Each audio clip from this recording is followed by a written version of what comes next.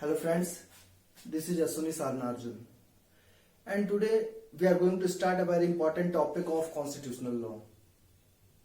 This is relationship between union and states. Union और states के बीच में जो रिलेशनशिप होती है वो तीन तरह की होती है, लेजिस्लेटिव, एडमिनिस्ट्रेटिव एंड फाइनेंशियल। अब ये रिलेशनशिप हम पढ़ते क्यों हैं? क्योंकि किसी भी फेडरल सिस्टम में एक बहुत इंपॉर्टेंट पार्ट होता है डिवीजन ऑफ पावर, और जहां पे डिवीजन ऑफ पावर होगा वहां पे फिर कोई ना कोई रिलेशनशिप निकल के आएगी।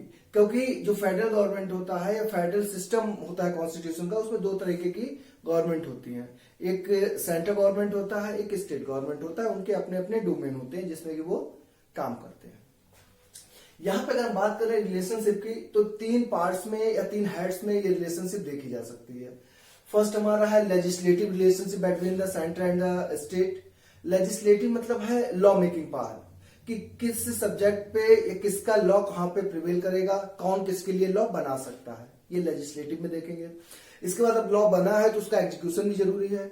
एडमिनिस्ट्रेटिव फंक्शंस कैसे होंगे तो वो हम देखेंगे, administrative relationship between the centre and state. और जो थर्ड पोर्शन है वो कहता है फाइनेंशियल रिलेशनशिप, किसके पास पैसा कहां से आएगा, कौन किस पे टैक्स इंपोज करेगा, ठीक है। तो फाइनेंशियल से रिलेटेड जितनी भी चीजें हैं वो हम फाइनेंशियल रिलेशनशिप में देखेंगे।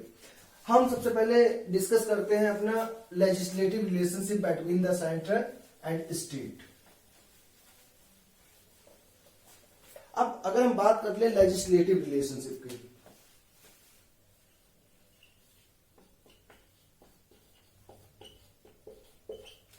देखिए लेजिस्लेटिव रिलेशनशिप जो है ये एक्चुअली में पूरा हमको देखना होता है article 245 to 255 of Indian constitution. The provisions related to legislative relationship between centre and state has been provided under article 245 to 255 of Indian constitution. अब लेजिस्लेटिव रिलेशनशिप का मतलब है लॉ मेकिंग पावर, लॉ कैसे बनना है, क्या बनना है। तो जो लेजिस्लेटिव रिलेशनशिप है इसको दो पार्ट्स में डिवाइड करके हम पढ़ सकते हैं। एक टेरिटरी के हिसाब से जिसको हम टेरिटोरियल ज्यूरिसडिक्शन करके करते हैं, एक as per subject matter.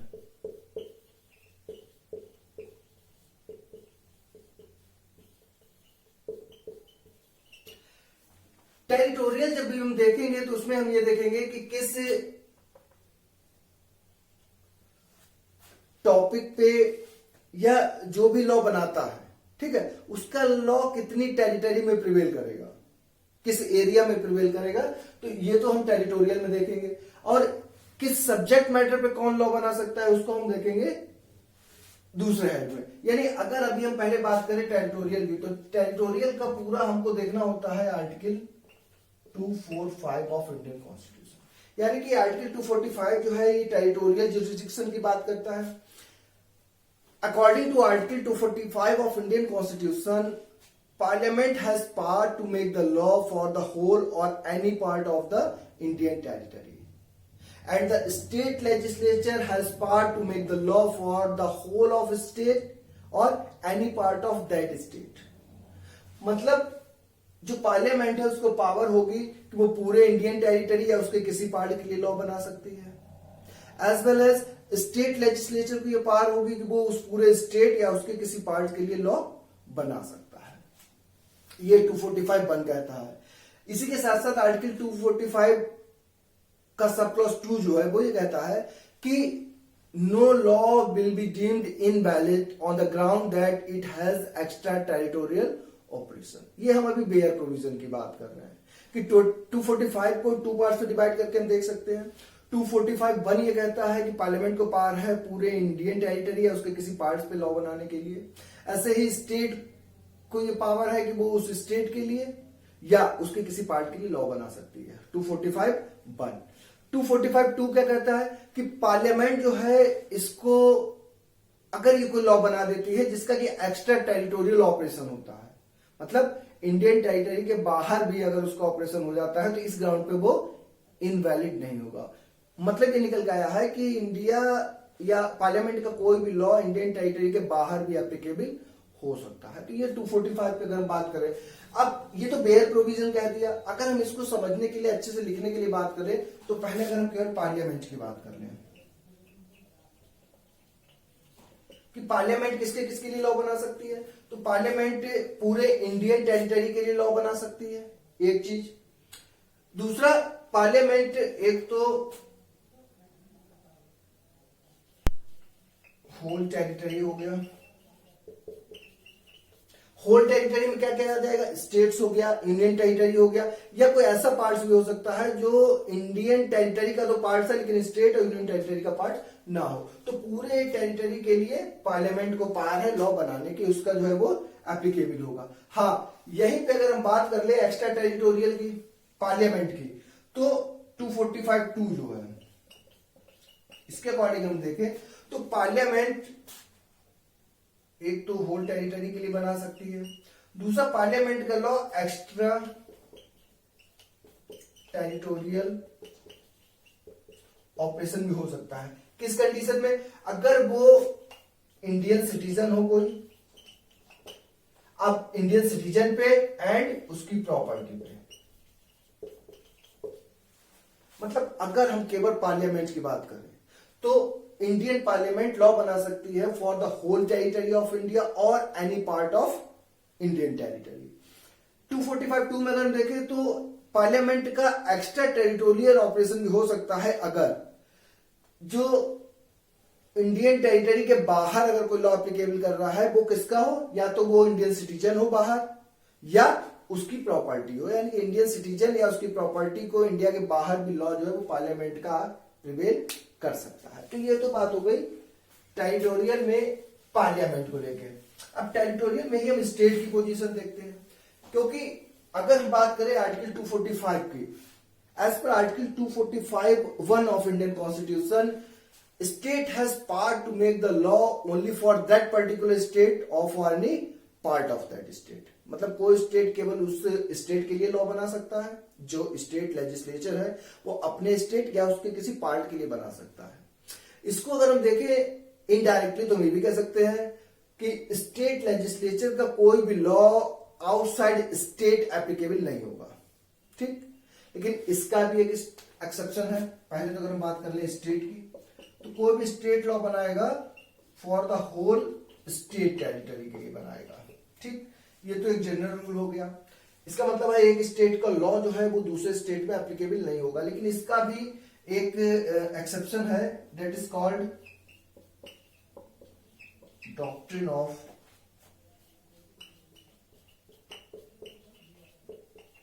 Territorial nexus. Nexus का मतलब होता है कनेक्शन, ठीक।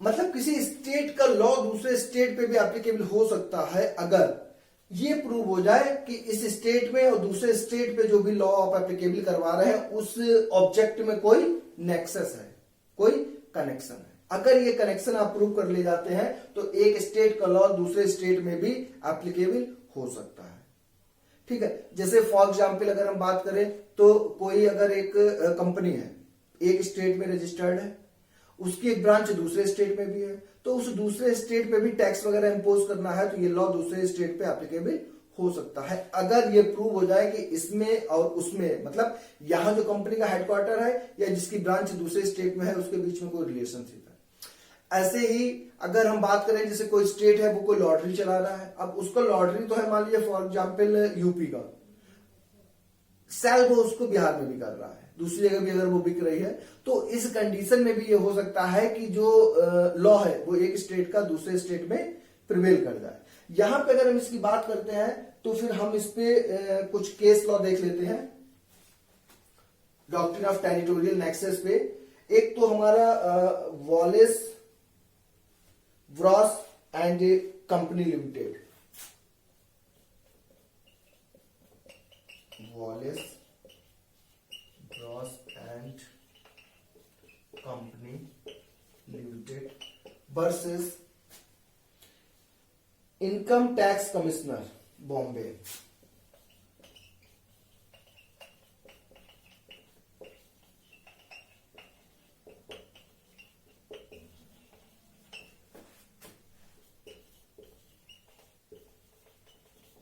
ये वही केस है जो अभी हमने डिस्कस किया कि कोई कंपनी है, एक जगह हेडक्वार्टर है, दूसरी जगह उसकी ब्रांच है। तो ये तो वॉलेस का एक केस हो गया। ये हम बात कर रहे हैं डॉक्ट्रिन ऑफ टेरिटोरियल नेक्सस की। इसमें एक केस और है, state of Bombay versus RMDC. State of Bombay versus RMDC. ये लॉटरी वाला केस है, और इससे पहले जो वॉलेस वाला हमने केस देखा था, ये रिलेट करता है हमारा जो एक कंपनी का हमने एग्जाम्पल लिया है कि कोई कंपनी एक जगह है, उसका दूसरी जगह। तो ये डॉक्ट्रिन ऑफ टेरिटोरियल नेक्सस से एक स्टेट का लॉ जो है वो दूसरे स्टेट में भी एप्लीकेबल हो सकता है। तो ये तो हमारी बात हुई जब हम बात करते हैं टेरिटोरियल के अकॉर्डिंग। यहां पे एक एक्सेप्शन भी है इसका, जिसके कुछ फैक्ट हैं, केवल वो आप ध्यान कर लेंगे तो आपके लिए सफिशिएंट हो जाएगा। जैसे ये तो हमने देख लिया कि अगर हम टेरिटोरियल की बात करते हैं तो पार्लियामेंट का हमने देखा उसकी क्या पोजीशन है, स्टेट का हमने देखा कि क्या पोजीशन है। यहां पे अगर हम आर्टिकल 245(1) को देखें तो हमें क्लियर कट समझ में आता है कि पार्लियामेंट जो है वो पूरे इंडियन टेरिटरी के लिए लॉ बना सकती है, लेकिन इस पे कुछ रिस्ट्रिक्शंस हैं। जब हमने पार्लियामेंट की बात की है तो हमने देखा पार्लियामेंट किसके लिए लॉ बना सकती है, whole Indian territory, even extra territory भी हो सकता है। एक्स्ट्रा टेरिटोरियल ऑपरेशन भी उसका हो सकता है अगर सिटीजन हो इंडिया का या प्रॉपर्टी हो बाहर इंडिया के, जो भी ये लॉ लगना है। ये पार्लियामेंट की बात हमने देखी। यहां पे एक चीज ध्यान रखिएगा कि कुछ एक्सेप्शंस ऐसे हैं या कुछ रिस्ट्रिक्शंस हैं कि पार्लियामेंट का भी लॉ जो है वो इंडियन टेरिटरी में एप्लीकेबल नहीं होगा। इसमें जो रिस्ट्रिक्शंस हैं उसको दो पार्ट्स में हम देख सकते हैं। एक हम देख सकते हैं प्रेसिडेंट कुछ रिस्ट्रिक्शन लगा सकता है, एक गवर्नर लगा सकता है। अगर हम बात करें प्रेसिडेंट की तो इसमें क्या है कि जैसे कुछ ट्राइबल एरियाज हैं या कुछ यूनियन टेरिटरी है, वहां पे इन्होंने कहा है कि कुछ यूनियन टेरिटरी है जिसमें प्रेसिडेंट अगर चाहे तो पार्लियामेंट का लॉ एप्लीकेबल होने से रोक सकता है उस यूनियन टेरिटरी के बेनिफिट्स के लिए।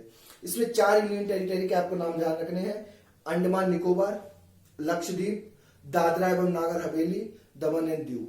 4 यूनियन टेरिटरी है। कौन कौन सी? अंडमान निकोबार, लक्षद्वीप, दादरा एवं नागर हवेली, दमन एंड दीव। ऐसे ही मेघालय, त्रिपुरा और मिजोरम, इनके जो ट्राइबल एरियाज हैं उसके लिए भी प्रेसिडेंट जो है वो कर सकता है। मेघालय, त्रिपुरा, मिजोरम के ट्राइबल एरिया पे हो सकता है कि अगर प्रेसिडेंट कहेगा तो पार्लियामेंट का लॉ एप्लीकेबल ना हो।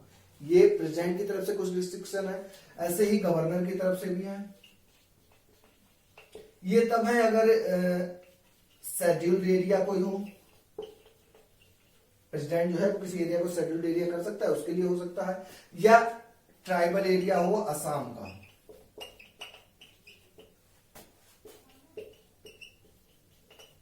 ये एक टेक्निकल है थोड़ा सा, बस ये ध्यान रखना है। कभी कोई पूछ सकता है कि क्या इंडिया का जो पार्लियामेंट है इसका लॉ हमेशा पूरे इंडियन टेरिटरी पे अप्लाई होगा, तो आप कह सकते हैं कि नहीं, इस पे कुछ रिस्ट्रिक्शंस है। प्रेसिडेंट को कुछ रिस्ट्रिक्शन दी गई है, कुछ गवर्नर के थ्रू दी गई है। प्रेसिडेंट की जब भी आप बात करेंगे 4 यूनियन टेरिटरी, अंडमान निकोबार, लक्षद्वीप, दादरा एवं नागर हवेली, दमन एंड दीव, इस पे हो सकता है। मेघालय, त्रिपुरा, मिजोरम के ट्राइबल एरिया जो है उसके लिए हो सकता है, इसमें प्रेसिडेंट को है। गवर्नर को अगर कोई शेड्यूल्ड एरिया है या असम का स्पेशली जो ट्राइबल एरिया है उसके लिए। तो बस आप जाने रहो कि ये रूल जो है इसके भी कुछ एक्सेप्शन हो सकते हैं। ये तो एक बात हमारी हो गई टेरिटोरियल, जो टेरिटरी के अकॉर्डिंग 245। अब अगर हम बात करें as per subject matter,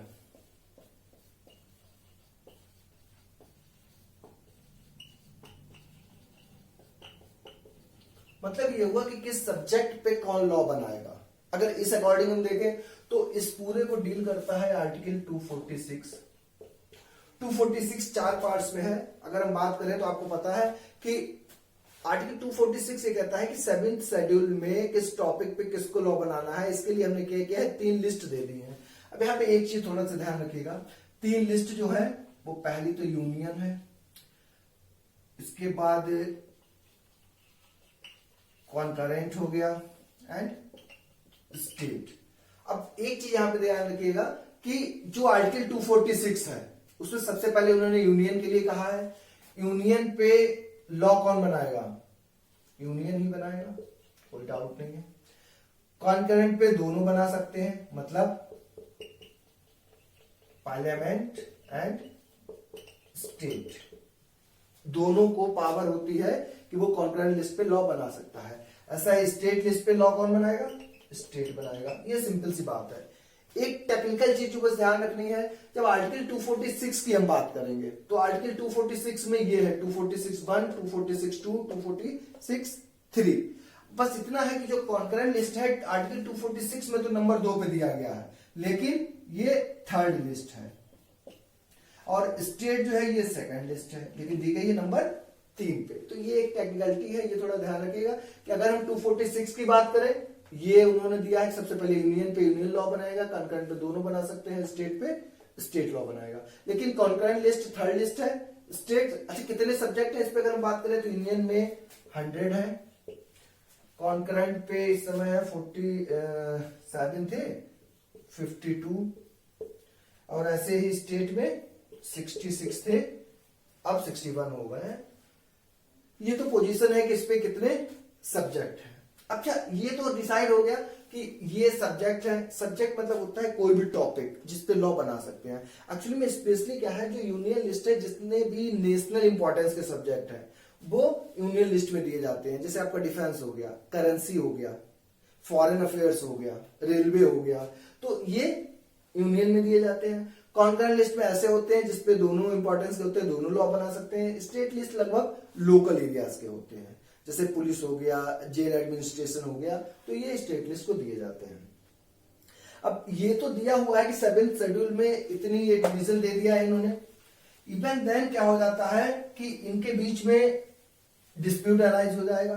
dispute इस बात का अराइज हो जाएगा कि चाहे सेंटर हो चाहे स्टेट हो, ये एक दूसरे के डोमेन में इंटरफेयर करने की, इंक्रोच करने की कोशिश करते हैं। अब मान लीजिए कोई किसी सब्जेक्ट पे लॉ बना दिया, स्टेट कह रहा है मेरा है, मेरी लिस्ट का है सब्जेक्ट, यूनियन कहता है मेरी लिस्ट का है।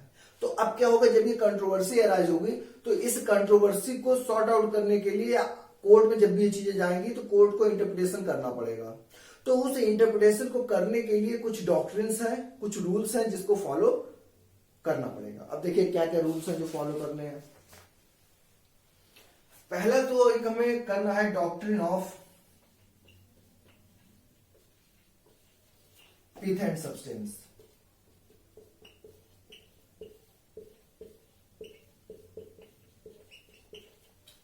Doctrine of pith and substance क्या, ये कुछ रूल्स हैं। अगर कोई कंट्रोवर्सी अराइज हो जाती है तो उस कंडीशन में हमें इनका बेनिफिट मिल सकता है। Doctrine of pith and substance को आप केवल ऐसे याद रखो एज अ होल, बस आपका काम हो जाएगा। Doctrine of pith and substance मतलब कोई भी चीज जब डिस्प्यूट अराइज हुआ है तो doctrine of pith and substance ये कहता है कि आप जब भी कोई आपको इंटरप्रेट करना है, चीज डिसाइड करनी है, तो पूरे एक्ट को या पूरे लेजिस्लेचर को एज अ होल पढ़िए आप। ऐसा नहीं है कि उसके कोई सेक्शन या कुछ प्रोविजन पढ़ के आप डिसाइड कर दो, इसको कंप्लीट पढ़ना होगा, तभी आप डिसाइड कर पाओगे कि क्या है। Doctrine of pith and substance की जब हम बात करेंगे तो इस पे 2 लीडिंग केस है, वो आपको ध्यान रखने हैं। एक तो है हमारा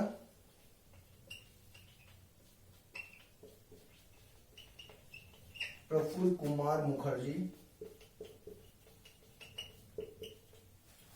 versus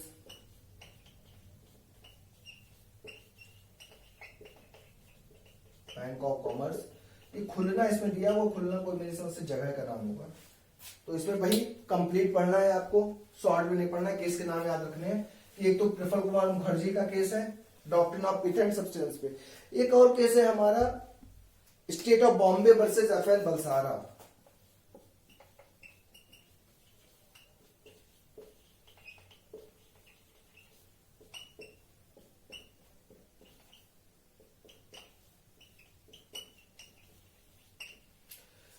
state of Bombay versus FN Balsara और प्रोफुकॉन मुखर्जी, ये दो केस हैं doctrine of pith and substance पे।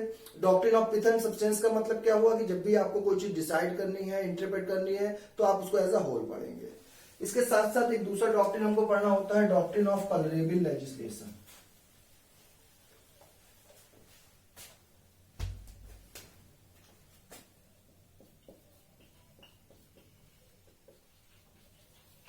Doctrine of colourable legislation. Colourable legislation का मतलब है कि जो भी चीज आप डायरेक्टली नहीं कर सकते हैं वो आप इनडायरेक्टली भी नहीं कर सकते। मतलब ये नहीं हो सकता कि किसी एंट्री पे, किसी लिस्ट पे आप कोई सब्जेक्ट है उसको इनडायरेक्टली आप ऐसा लॉ बनाओ कि ऊपर से तो देखने से लग रहा है कि ये आपकी लिस्ट का नहीं है, लेकिन फाइनली क्या है, वो किसी दूसरे लिस्ट का है और आपने उस पर लॉ बना लिया। मतलब जो चीज आप डायरेक्टली भी नहीं कर सकते हैं वो कभी भी इनडायरेक्टली भी आप नहीं कर सकते हैं। तो doctrine of colourable legislation. Doctrine of colourable legislation पे भी एक केस आप लिख सकते हैं, बेली versus Drexel furniture company. Bailey versus Drexel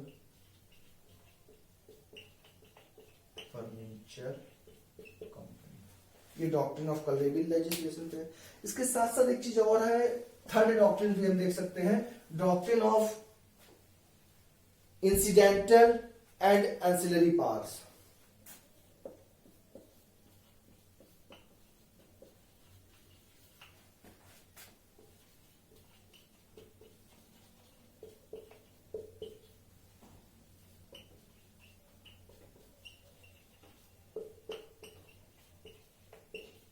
doctrine of incidental and ancillary parts.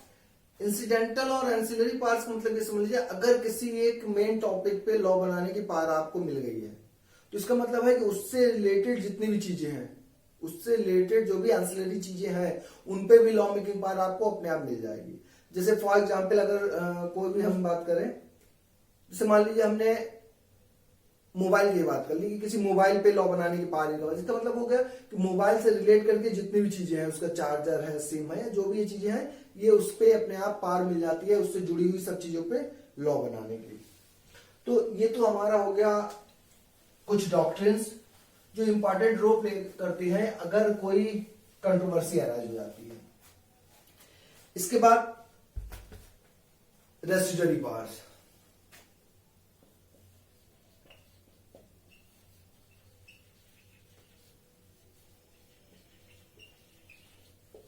Article 248 रेस्टिट्यूटरी powers हमारे किसको दी गई हैं? यूनियन को। अब रेस्टिट्यूटरी पावर्स क्या है? रेस्टिट्यूटरी पावर्स मतलब होते हैं जैसे तीन लिस्ट जो है हमारी यूनियन कुछ टॉपिक दे दिए हैं जिन पे लॉ बनाने की पावर दे दी गई है। अब मान लीजिए कोई एक ऐसा सब्जेक्ट है जो इन तीनों लिस्ट में नहीं है, कोई ऐसा सब्जेक्ट आ जाता है जो इन तीनों लिस्ट में नहीं दिया गया है, उस पे अगर लॉ बनाना है तो वो रेस्टिट्यूटरी पावर्स में आ जाएगा। वो कौन बनाएगा? फिर यूनियन बनाएगा। तो यहीं पे आप बता देंगे कि 246 में ये चीज है, तो 248 में क्या है? रेस्टिट्यूटरी पावर्स इन्होंने दी है। अब मान लीजिए अगर किसी तरीके की कोई रिपग्नेंसी हो जाए, तब रिपग्नेंसी का मतलब होता है इनकंसिस्टेंसी। इनकंसिस्टेंसी मतलब अगर कोई इनकंसिस्टेंसी हो गई है इन लिस्ट के बीच में, तब कैसे डील होगा? किसका लॉ किस पे प्रिवेल करेगा? तो इनकंसिस्टेंसी के लिए, डॉक्ट्रिन ऑफ रिपग्नेंसी के लिए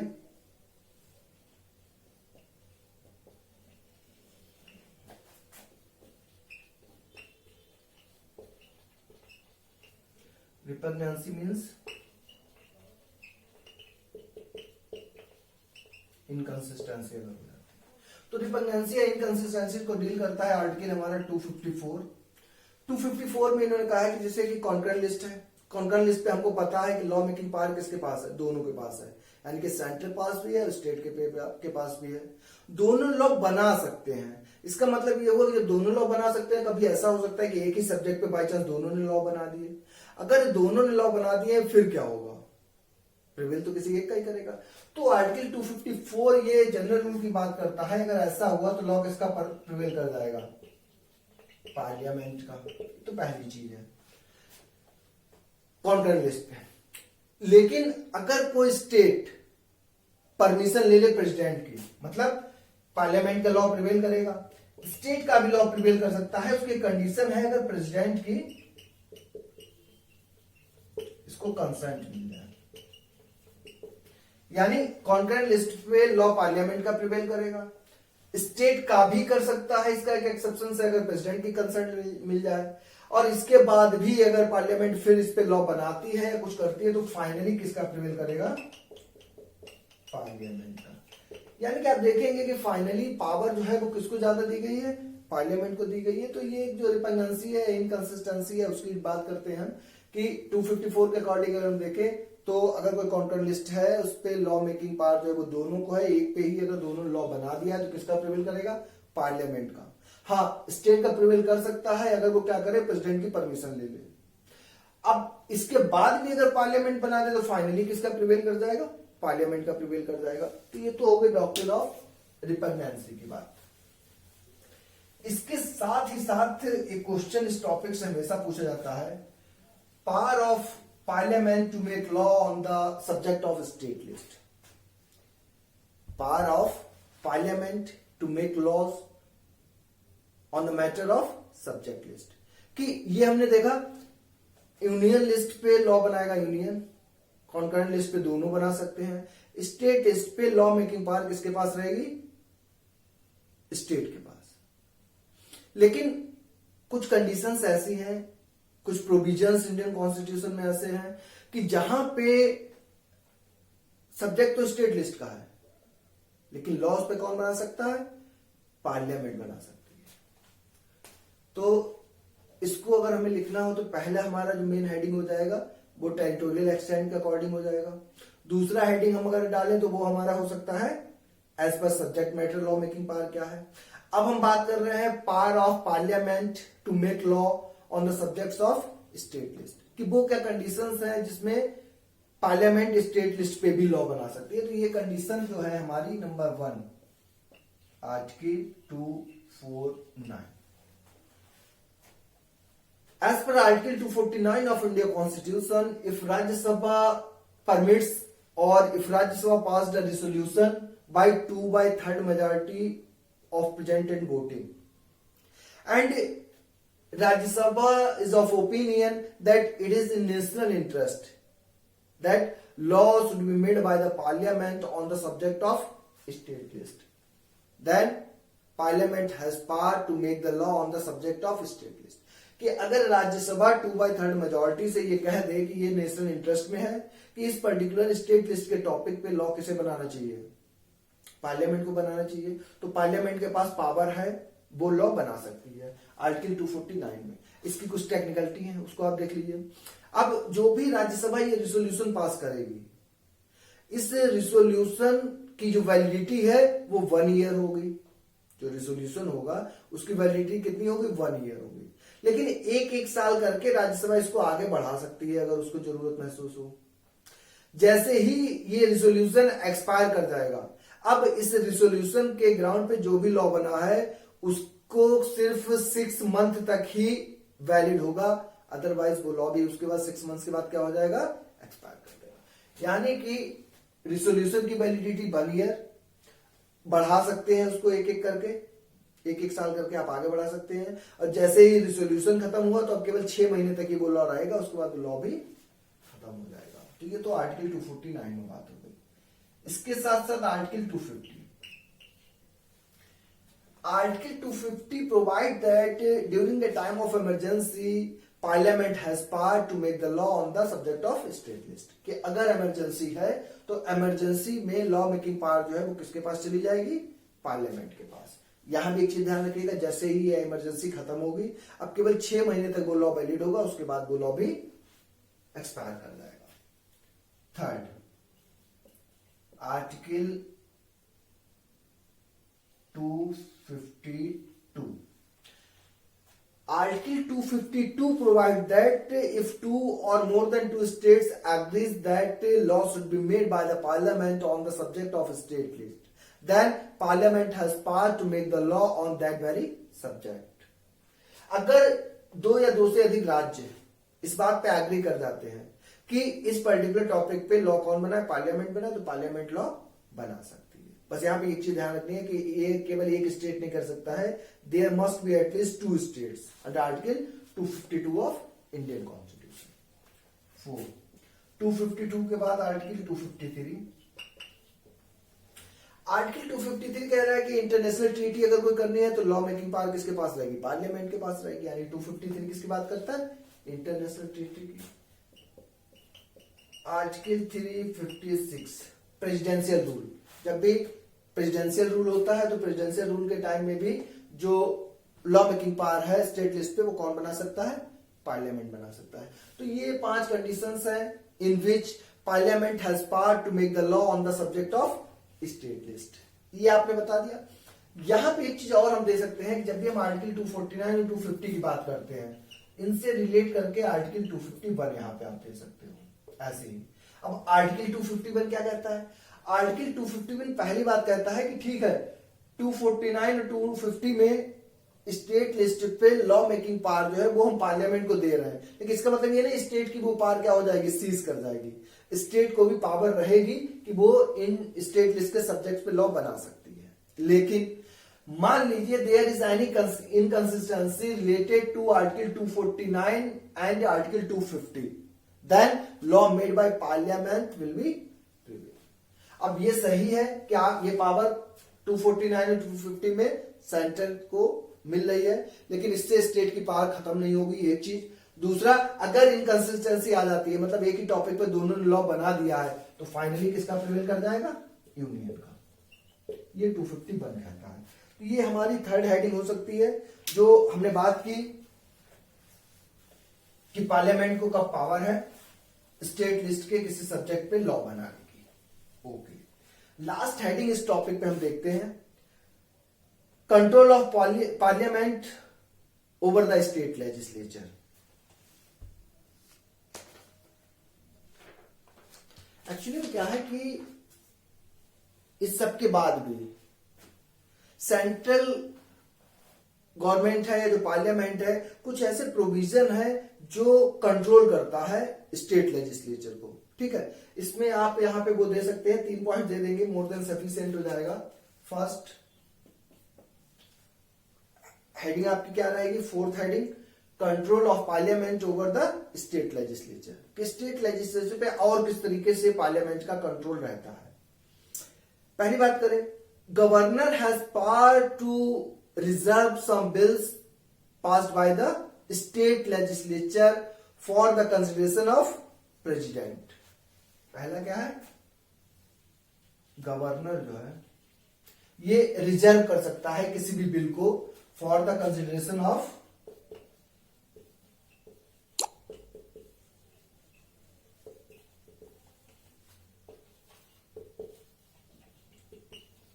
प्रेसिडेंट, कि प्रेसिडेंट के किसी भी कंसिडरेशन के लिए ये कर सकता है।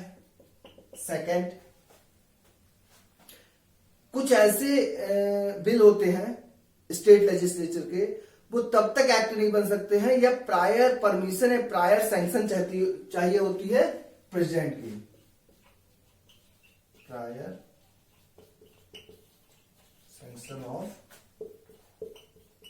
प्रेसिडेंट, कि कुछ बिल ऐसे हैं जिसको आपको अगर एक्ट बनाना है तो पहले ही आपको क्या करना पड़ेगा, प्रायर परमिशन लेनी पड़ेगी प्रेसिडेंट की। इसका एग्जाम्पल अगर हम बात करें तो हो सकता है जो freedom of trade and commerce है, इसके रिस्ट्रिक्शन पे अगर कोई बिल बनाता है,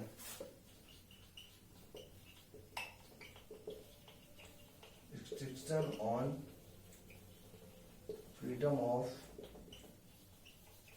trade and commerce, trade and commerce की पे कोई रिस्ट्रिक्शन लगाता है, तो ये एक ऐसा एग्जाम्पल है जिसमें आपको ये बिल बनाने या ये लॉ बनाने से पहले ही प्रेसिडेंट की सैंक्शन लेनी होगी। इसके अलावा प्रेसिडेंट की पावर हो सकती है,